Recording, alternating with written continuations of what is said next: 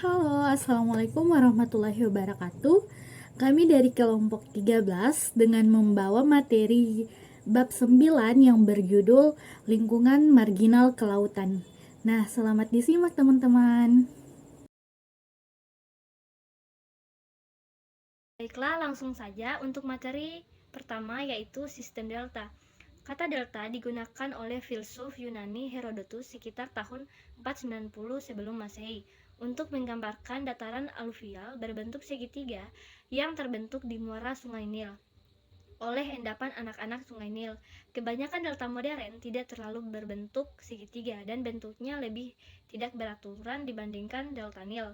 Namun demikian, istilah delta atau aluvial masih diterapkan pada endapan apapun, subaerial atau subaqueous, yang dibentuk oleh sedimen fluvial yang membentuk genangan air. Delta adalah lingkungan pesisir utama dari lingkungan pengendapan laut marginal. Yang kedua yaitu klasifikasi delta dan proses sedimentasi. Distribusi dan karakteristik delta dikendalikan oleh serangkaian proses fluvial dan kelautan atau lakustrine yang kompleks dan saling terkait serta kondisi lingkungan.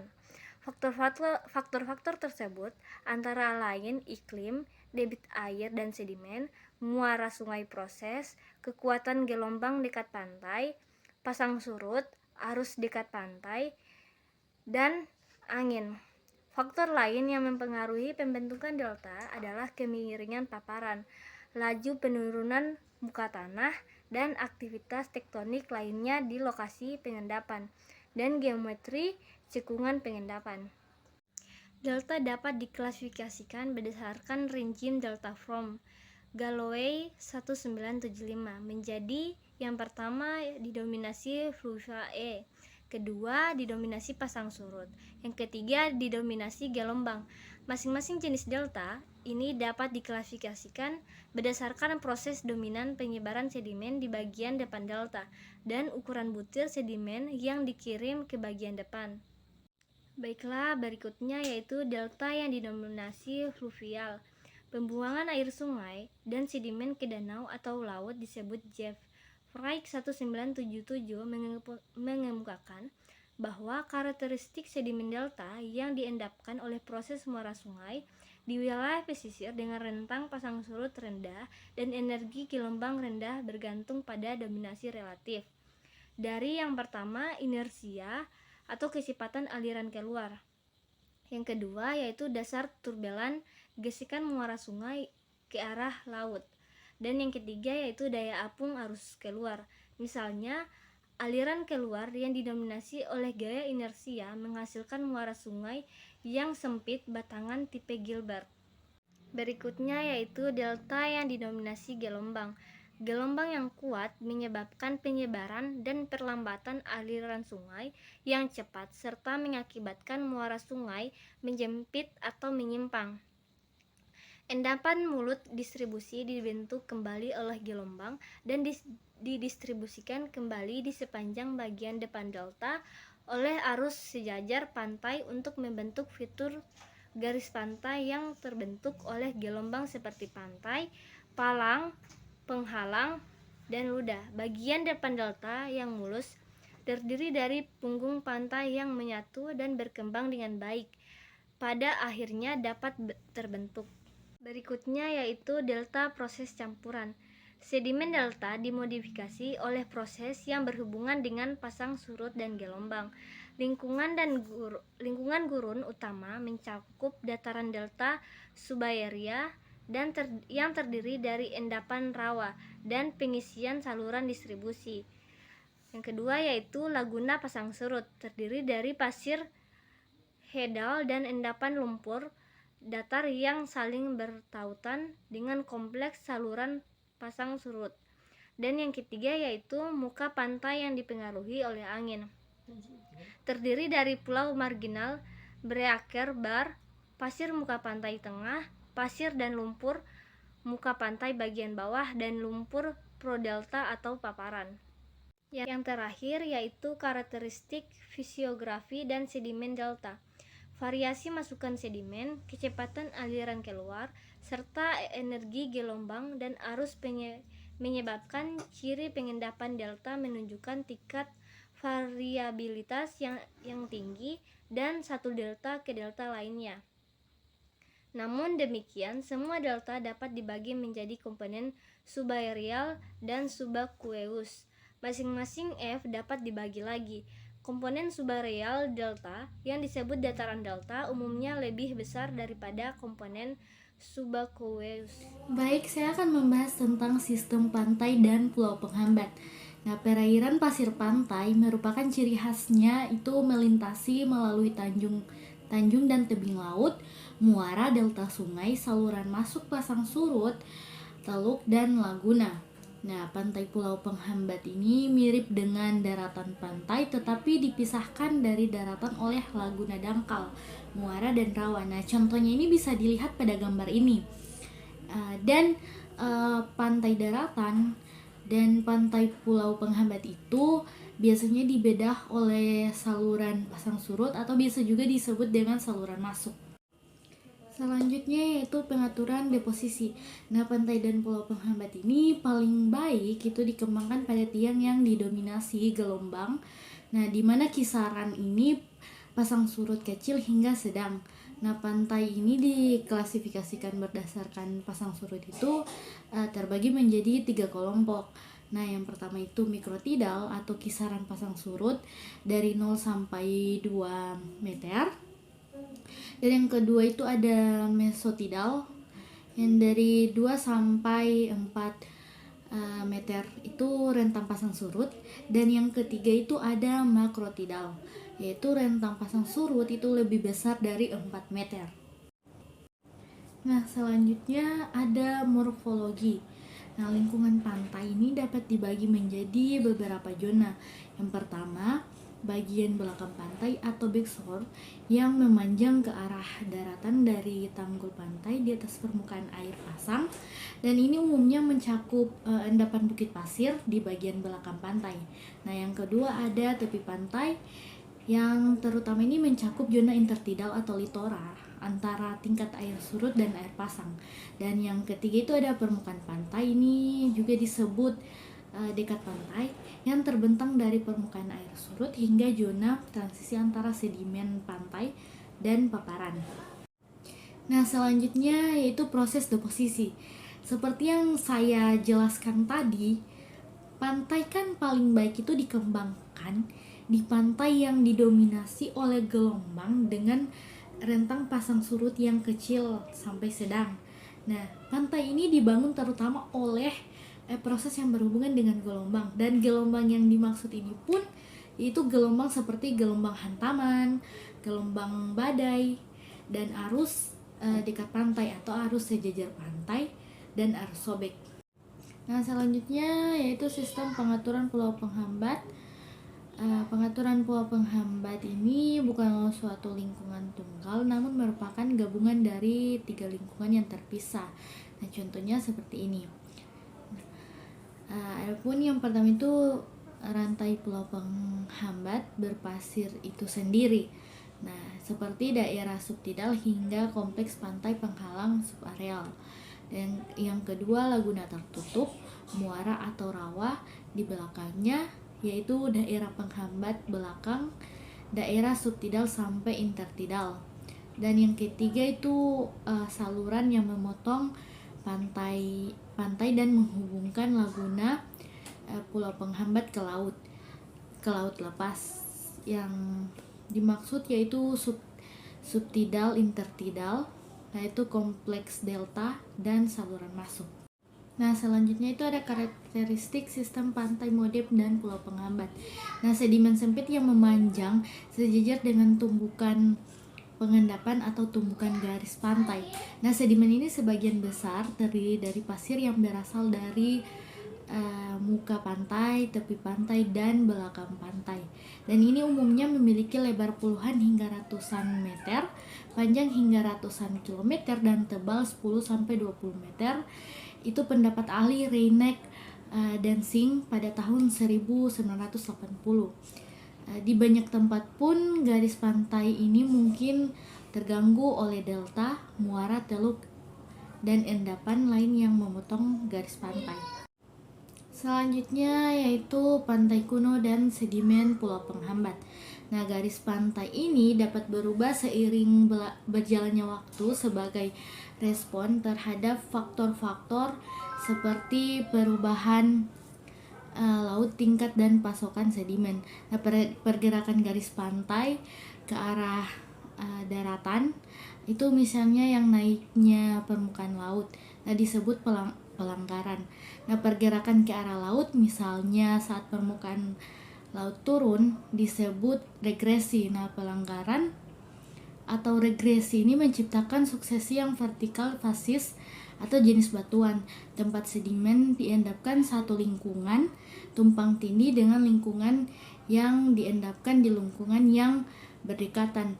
Profil fasis vertikal yang terbentuk selama regresi berbeda dengan profil fasis yang terbentuk selama transgresi. Selanjutnya ialah sistem muara. Ada dua jenis teluk pesisir yang dikenal sebagai muara dan laguna. Muara atau istilah turunan dari kata Latin aistus, artinya pasang surut. Secara umum dianggap sebagai aliran sungai yang lebih rendah dan terbuka ke laut.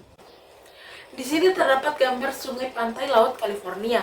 Perhatikan ludah besar yang mengarah ke utara atau ke arah bawah foto yang sebagian menutup mulut muara.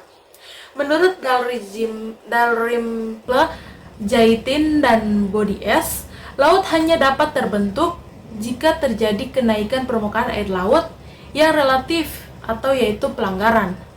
Progradasi cenderung mengisi dan menghancurkan muara sehingga menyebabkannya berubah menjadi delta.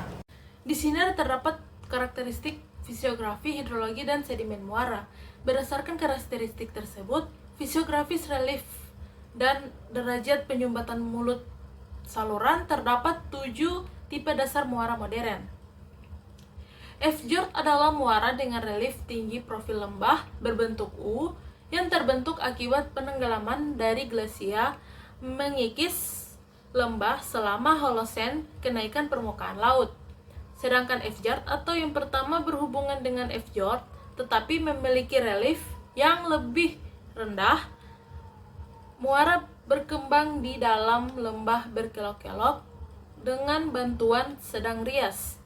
Perillo 1995 mengusulkan skema klasifikasi yang sedikit berbeda, di mana ia membagi muara menjadi beberapa tipe utama, yakni yang pertama muara bekas lembah sungai, dan yang kedua yaitu muara bekas lembah glasial, dan yang ketiga yaitu muara yang didominasi sungai, dan yang terakhir yaitu muara struktural. Karakteristik dari banyak muara ini dijelaskan secara rinci dalam Perillo 1995. Kemudian ada muara yang didominasi gelombang. Dalam muara yang didominasi gelombang, pengaruh pasang surut kecil dan muara mengalami energi gelombang tinggi. Kondisi hidrologi mungkin berubah dari tercampur sebagian menjadi tertrafikasi dengan baik. Sedimen cenderung bergerak sepanjang pantai dan ke darat menuju muara-muara, tempat berkembangnya penghalangnya atau sipit atau palang terendam di bawah permukaan air. Tergantung pada kisaran pasang surut dan kecepatan arus. Sejumlah kecil saluran masuk dapat tetap terbuka di dalam penghalang ini. Di gambar 9.30, di situ ada terdapat distribusi A, yaitu energi jenis, B, morfologi komponen dalam tampilan rencana, dan C, fase sedimen di bagian memanjang dalam muara ideal yang didominasi gelombang.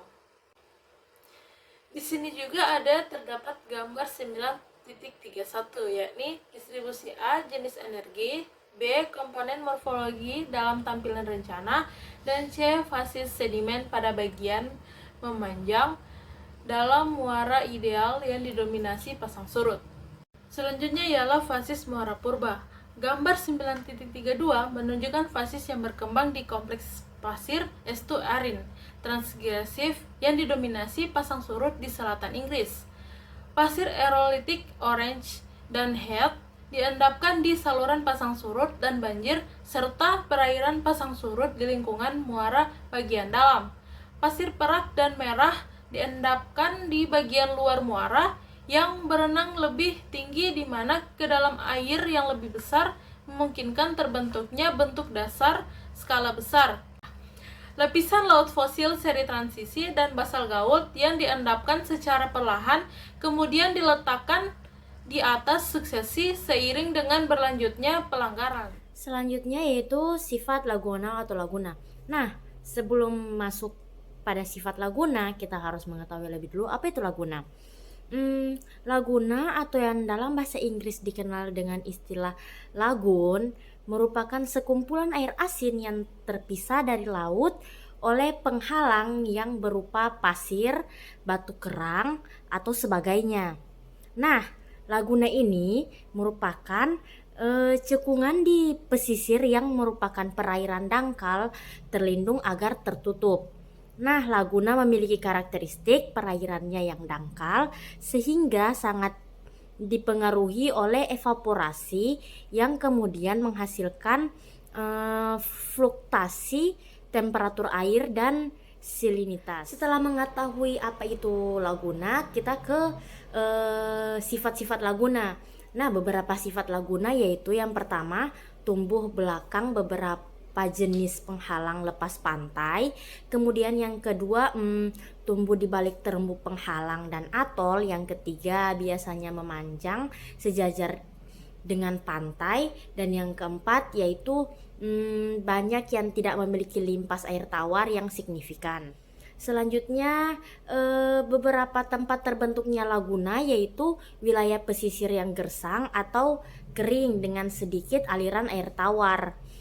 Kemudian sumber sedimen yang diendapkan laguna itu di bagian laut, pantai, sungai, dan penghalangnya. Dalam kondisi yang sangat kering, sedimentasi laguna dapat ditandai dengan pengendapan evaporit yang sebagian besar berupa gipsum, tetapi mungkin juga mencakup beberapa halit dan dolomit kecil, misalnya laguna di Teluk Persia. Laguna di Teluk Persia itu seperti yang dijelaskan tadi bahwa sebagian besar berupa gipsum, tetapi mungkin juga mencakup beberapa halit dan dolomit kecil. Itu halit-halit kecil dan dolomit kecil terdapat di laguna tersebut yang di Teluk Persia. Dalam kondisi yang tidak terlalu hipersalin, pengendapan karbonat terjadi, khususnya di laguna yang berkembang di belakang terumbu penghalang, misalnya di Australia. Kemudian ada 3 jenis laguna berdasarkan penghalang ke samudra, yaitu yang pertama laguna Chalk atau yang biasa memiliki saluran sempit ke laut dan terbentuk di daerah di mana energi ombak di laut tinggi. Jadi ketika ombak di laut tinggi terbentuklah laguna versi Chalknya tersebut. Yang kedua yaitu restrict laguna. Kalau laguna kali ini yaitu laguna terbatas memiliki lebih dari satu saluran. Nah, satu saluran ke laut ini yang dia kan cuma memiliki satu saluran. Jadi saluran ini sementara membatasi pertukaran air. Saluran tersebut membatasi pertukaran air di laguna restrict ini. Yang ketiga yaitu leaky laguna. Leaky laguna memiliki saluran luas ke laut, persediaan air tak terhalang dan arus air cepat. Jadi laguna yang leaky laguna ini persediaan airnya tak terhalang. Jadi dia seperti tidak terhalang antara laguna dan samudra, jadinya arus airnya cepat. Nah, selanjutnya yaitu deposit laguna kuno. Nah, di deposit laguna kuno ini terdapat contohnya. Contohnya tersebut merupakan stratigrafi komposit formasi kapur di Alberta Selatan, Kanada. Bisa dilihat pada PPT di sini. Materi selanjutnya yaitu sistem pasang surut datar. Dataran pasang surut terbentuk terutama di pantai mesotidal dan makrotidal, di mana aktivitas gelombang yang kuat tidak ada. Dataran pasang surut terbentuk di sepanjang pantai terbuka yang memiliki relief rendah dan energi gelombang yang relatif rendah, atau di belakang penghalang di pantai yang berenergi tinggi, di mana terdapat perlindungan dari gelombang oleh pulau-pulau penghalang, gosong, terumbu, dan bangunan lainnya. Dataran pasang surut banyak ditemukan di lautan modern di sepanjang pesisir Eropa, Afrika, Asia Selatan, Asia Utara, dan Timur, Australia, Selandia Baru, pulau-pulau besar di Pasifik, serta Amerika bagian barat dan timur. Ketika permukaan air pasang naik, air banjir bergerak ke saluran-saluran tersebut, hingga pada saat pasang, saluran-saluran tersebut terisi penuh dengan air, menyebar dan membanjiri dataran dangkal yang berdekatan. Air surut kembali menyingkap saluran dan dataran yang mengintervensi. Nah, berikut dapat kita lihat contoh pada gambar ini, di mana dataran pasang surut di daerah Pulau Aceh sekitar 70 km atau 45 mil di selatan Charleston atau Carlos Selatan terlihat pada saat air surut. Perhatikan saluran pasang surut dan area yang tertutup oleh air dangkal atau bercak-bercak gelap pada dataran tersebut. Permukaan dataran pasang surut di daerah subarktik dapat ditandai dengan berkas-berkas permukaan yang disebabkan oleh es yang mengapung dan batu-batuan besar yang terdorong oleh es, serta kerikil dan batuan-batuan yang terapung di atas es. Dataran pasang surut modern terutama merupakan tempat pengendapan silikat, namun sedimen karbonat dan di beberapa daerah evaporat terakumulasi di beberapa dataran yang pasang surut modern seperti di Bahana, Teluk Persia, dan Teluk Florida di pesisir barat Australia. Meskipun arus pasang surut dapat beroperasi di lautan hingga kedalaman 2000 sampai 2500 meter. Lingkungan pasang surut terbatas pada batas dangkal lautan. Jarak vertikal antara garis pasang dan surut di sebagian besar lingkungan pasang surut modern umumnya berkisar antara 1 dan 4 meter, tergantung pada lokasinya. Selanjutnya, pada gambar ini dapat kita lihat bahwasanya diagram skematik yang menunjukkan hubungan zona subtidal, interdal, dan supratidal di lingkungan pasang surut datar. Perhatikan bahwa lumpur merupakan endapan yang dominan di bagian atas zona interdal. Campuran lumpur dan pasir mendominasi zona interdal yang lebih rendah, dan pasir diendapkan di zona subtidal, dan di saluran-saluran pasang surut, endapan rawa berlumpur mencairkan zona supratidal. Pada gambar selanjutnya, representasi skematik dari permukaan reaktivasi yang terbentuk akibat pergantian fase pasang surut dominan atau peristiwa konstruktif dengan fase subordinat atau peristiwa destruktif. Selanjutnya yaitu endapan pasang surut purba. Endapan dataran pasang surut memiliki beberapa karakteristik khas yang membantu membedakannya dari sedimen di sebagian besar lingkungan lainnya. Namun, secara keseluruhan, karakter mirip dengan endapan muara. Kriteria paling penting untuk mengenali endapan dataran pasang surut kuno umumnya dianggap mencakupi hal-hal berikut. Yang pertama, arah bimodal dari pelapisan silang yang terbentuk saat ini akibat pembalikan arus pasang surut. Yang kedua, terjadinya sedimen yang mencerminkan pergantian kondisi transportasi sedimen yang berulang dan berskala kecil atau ritme pasang surut atau pasang surut misalnya Klein 1998, dan terjadinya gabungan unit struktural skala besar atau saluran dan skala kecil atau dataran pasir dan dataran lumpur dan superposisi atau penjajaran. Yang ketiga, permukaan reaktivasi yang melimpah dan lapisan flaser. Yang keempat, frekuensi kontak erosi yang tinggi dan perubahan fasies yang tiba-tiba. Kriteria pendukung lainnya mencakupi suksesi fasies vertikal yang telah dibahas di atas, tingginya tingkat bioturbasi pada banyak sedimen dataran pasang surut, keberadaan stromatolit yang retak lumpur, dan bukti lain dari paparan subareal seperti jejak tetesan air hujan, bekas hujan es, dan jejak binatang atau hewan yang disebut dengan jejak burung.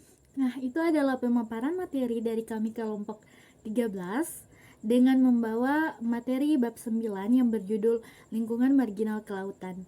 Nah, mohon maaf bila banyak yang salah atau yang kurang dimengerti, dan ambil sisi baiknya dan buang sisi buruknya. Terima kasih telah menyimak video ini, guys.